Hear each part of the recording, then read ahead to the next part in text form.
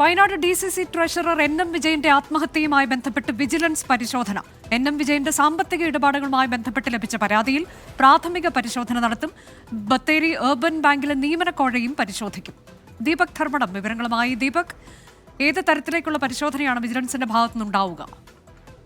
പ്രധാനപ്പെട്ട കാര്യം വിജിലൻസിന്റെ പ്രാഥമിക പരിശോധന ആരംഭിച്ചു കഴിഞ്ഞു എന്നുള്ളതാണ്. അതായത് യഥാർത്ഥത്തിൽ വിജയന്റെ, അതായത് DCC ട്രഷറർ NM വിജയന്റെ ആത്മഹത്യയിലേക്ക് നയിച്ചത് സാമ്പത്തിക ഇടപാടുകളായിരുന്നു.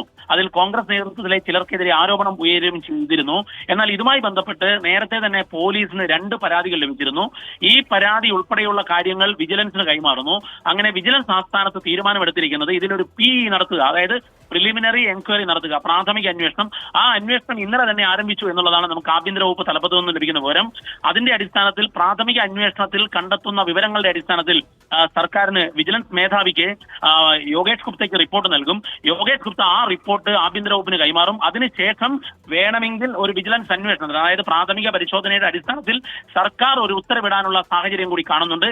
ഏതായാലും ഇപ്പോൾ വിജയന്റെ ആത്മഹത്യയുമായി ബന്ധപ്പെട്ട് NM വിജയന്റെ ആത്മഹത്യയിലേക്ക് നയിക്കുന്ന സാമ്പത്തിക ഇടപാടുകൾ, അതിലെ ആരോപണങ്ങൾ, ഇതെല്ലാം തന്നെ വിജിലൻസ് പരിശോധിക്കുകയാണ്. പ്രാഥമിക പരിശോധന ആരംഭിച്ചു കഴിഞ്ഞു. ശരി, വയനാട് DCC ട്രഷറർ NM വിജയന്റെ ആത്മഹത്യയുമായി ബന്ധപ്പെട്ട് മുഴുവൻ വിശദാംശങ്ങളും വിജിലൻസ് പരിശോധിക്കും. പ്രാഥമിക പരിശോധന തുടങ്ങിയെന്ന വിവരമാണ് ദീപക് ധർമ്മടം നൽകിയത്.